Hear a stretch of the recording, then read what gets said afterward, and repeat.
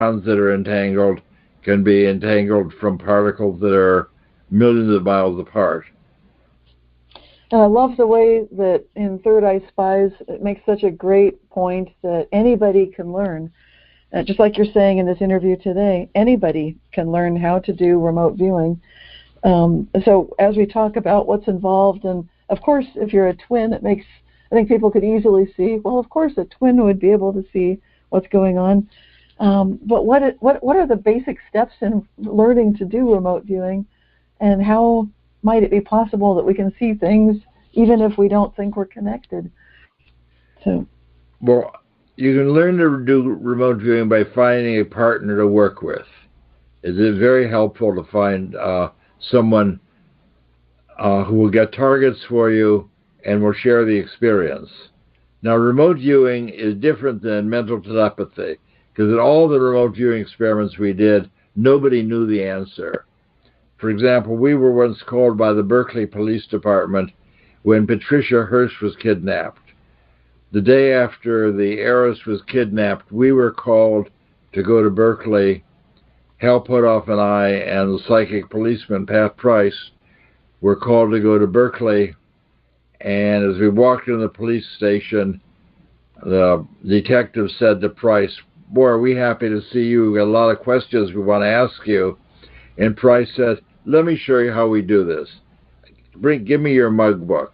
And the mug book is a big loose leaf binder with pictures of people who have been arrested in the past few years.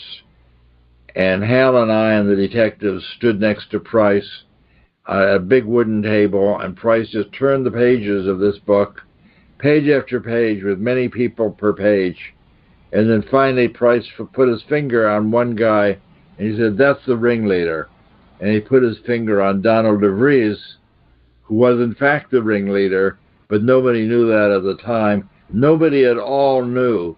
Nobody at all heard of Donald DeVries, except that he had walked away from a minimum security prison a year ago. So they knew who he was because he was in the picture book, but they hadn't heard from him for a year.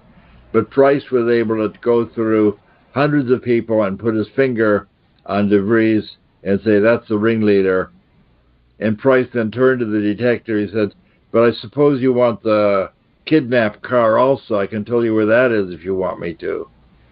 And they said, "Yes, yes, yes." And Price said, "Well, they went that way," as they always say in the movies. And he pointed north.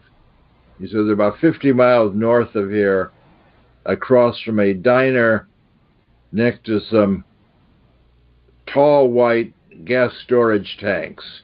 You're going to see a white station wagon." And the detective said, "Well, I know where that is. That's on my way home to Vallejo. I can send a cruiser out to find it."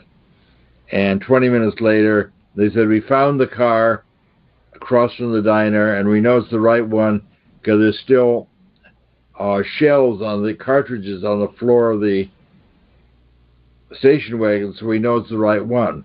So that's as close to doing magic as I've ever seen, where Price was able to just stand in the police station and put his finger on the guy and say, "That's the ringleader," and drive north, you'll find your car on the left. And it's something that nobody knew. That is amazing. No telepathic communication. Which brings up the question about how could Price have been entangled with Patty Hearst's ringleader of the kidnappers. That's quite amazing. So obviously, it's like direct knowing. Yes. He doesn't have to figure it out. Now, if you want to learn to do that, it's very good to find a partner, someone to work with. Yes.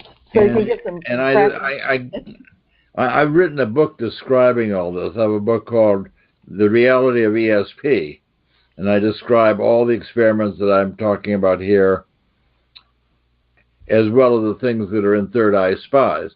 There's a certain Third Eye Spies, I document the work we did, this previously secret work. And in my book, The Reality of ESP, I show the pictures. And I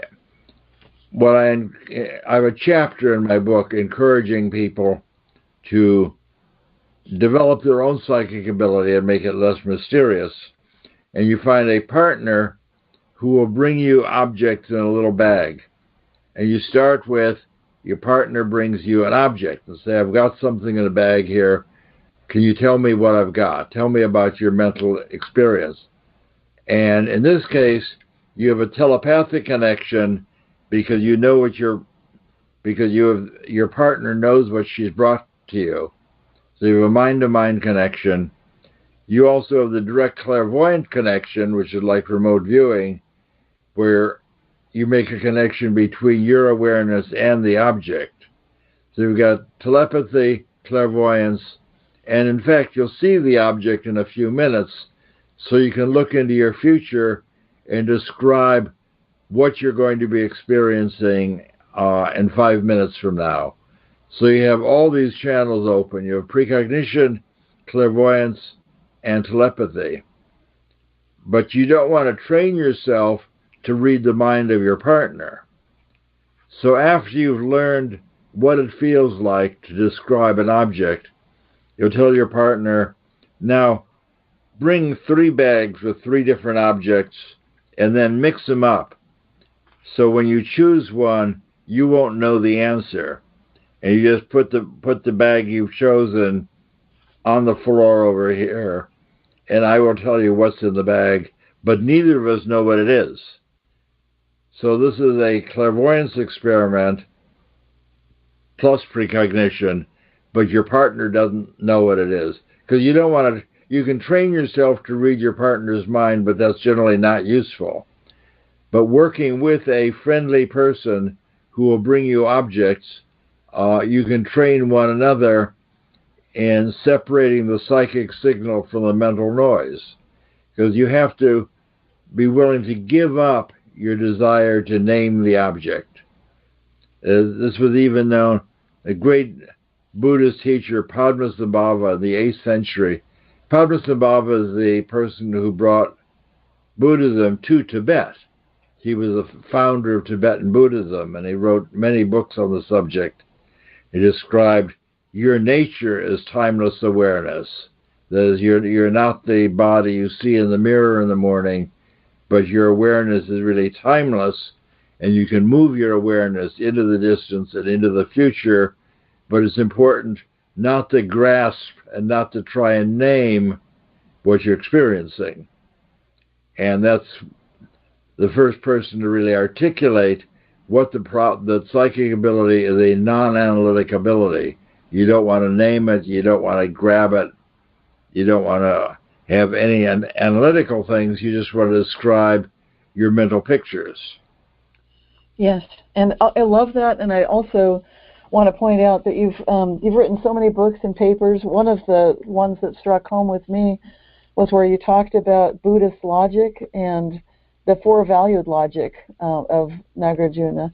Oh, that's called the end of suffering. Yes, exactly. Could you talk about that just a little bit? Because I think it's brilliant. Nagarjuna said that a lot of suffering comes because we want things to be concrete. He says that a lot of suffering is due to Aristotle. Aristotle says the thing is either true or it's not true. There's no middle ground. Whereas Nagarjuna says most things are neither true nor not true. And there's 4 different choices. A thing can be true, can be false, it can be neither true nor not true, and in some small number of conditions it could be both true and false. So example 20 centuries later, Niels Bohr was trying to describe the nature of light and the photons, elementary particles, and he articulated the idea of wave-particle duality, which he calls complementarity. Complementarity is modern physics talk for saying that the photon is neither a wave nor not a wave, is neither a wave nor a particle. So where the undergraduate doesn't like that, it tells the teacher, well, I did this experiment here and we got interference fringes, looks like a wave, but when you shine the light on the photometer, it goes tick, tick, tick, it looks like a particle. Which is it? And the teacher says, well, sometimes it behaves like one and sometimes behave like the other. This is what Nagarjuna would call neither a wave nor not a wave. And this two-value logic, or non-dual way of thinking, was articulated in detail by Nagarjuna at the time of Christ. Nagarjuna was considered the second Buddha, and I wrote a book all about four-valued logic. It's called The End of Suffering. I think that's so important for us to understand, because we're entering the new realm of quantum, the new quantum age with quantum computing, and right now we need programmers that can understand this kind of logic, which is more about the natural world, actually. And so I'm so glad you've covered this so brilliantly and made it available for people to read about. But if people go and see Third Eye Spies, they will see these famous psychics, Pat Price, Ingo Swann, Hella Hammett, doing remote viewing, and it makes it seem like something that an individual can make use of in their own compass of activities. And that was really my job for a decade, helping people get in touch with the part of themselves as psychic, and that can be done quite readily. And is there anything else that we've not discussed, because we're coming to the close now, that you'd like to mention before we say goodbye for this time? Well, one of the things that we did that was very interesting is that we had a visit from the Chief of Naval Operations who came in to us, and he said, I've got a picture of somebody in this envelope here, and I'm eager to find out what you can tell me about this person. And the psychic said, well, we went up to do our little remote viewing room. The psychic said, well, this guy is very sick. He's in the dark. He's so sick he can hardly walk. And I don't know what's going to, it looks like he's going to die. But wait a minute, I see him walking into the light. He's going from the dark into the light. And we then went and talked to Jake and told him, we see this guy, he's very sick, in a dark space, but we see him going into the light. I don't know what that means, but that's... Anyway, 2 days later, the person it turned out was Richard Queen, the American ambassador to Iran. And Richard Queen was one of the American hostages held by the Iranians. But after a year, he started to develop multiple sclerosis and was very sick. The Iranians didn't want him to die on their watch, so they allowed him to be removed from the Iranian prison, and he was then taken to a hospital in Germany. 2 days later, he was flown out of Iran, and he lived for several more years. But we were able to tell, or the psychic was able to tell, that he is presently very sick, near death, but in his future looks pretty bright, and in fact, he was taken out of this terrible place and was healed, or taken to I love it. And we're now at the end. I'd like to find out how people can learn more about your work and get in touch with you, if you have a website you'd like to mention. Well, they can learn about my work by taking a look at my most recent book, The Reality of ESP. They can see the people who did all this stuff in our movie, Third Eye Spies, which is really the true story of CIA psychic spying. There's no place else you can see the true story of what we did. So the movie is Third Eye Spies, and my website is espresearch.com. So if people want to communicate with me, they can send me email through the website to have a communications port. And the website is espresearch.com. Thank you so much. And until next time, I hope everyone keeps asking, how good can it get? Just envisioning a positive future for us all. Hopefully thinking about what we learned today. We all have the ability, and you have permission to make use of this ability. So how good can it get when we make use of this ability? I mean, it's the idea that you don't have to give me any money. You don't have to eat porridge at the feet of your guru. You all have this ability. We do. So thanks so much, Mr. Targ, Dr. Targ, and I'm so glad you were on the show. thank you